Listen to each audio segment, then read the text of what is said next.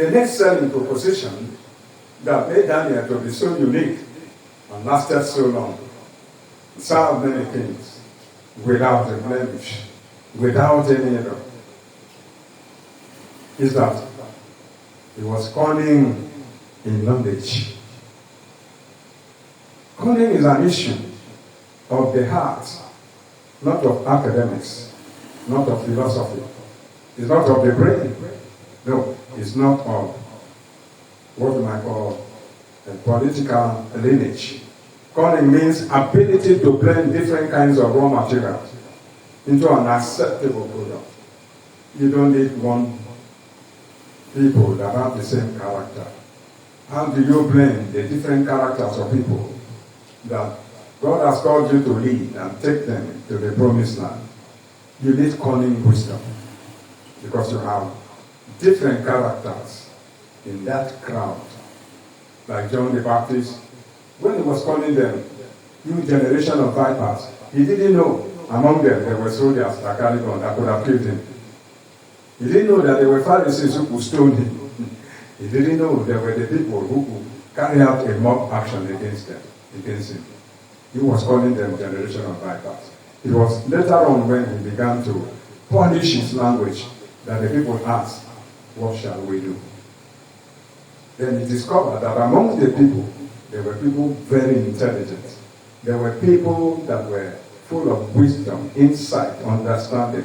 People that have a lot in their mind. You are just privileged to be appointed to lead them. That does not mean that they are automatically inferior. As a leader, you must have this at the back of their mind. The future leaders who know what to do before they import experts.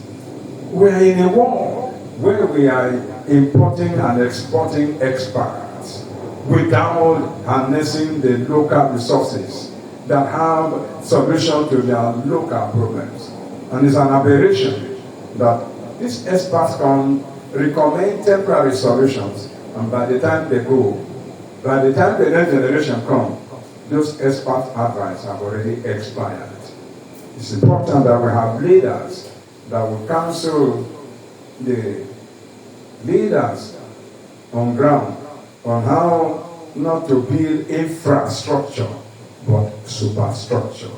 The difference between infrastructure and superstructure is that infrastructure is talking about raw materials that you can use to produce comfortable platforms, but which are liabilities in the future. But superstructure is developing the human mind to begin to evolve and evolve his environment into building structures that last.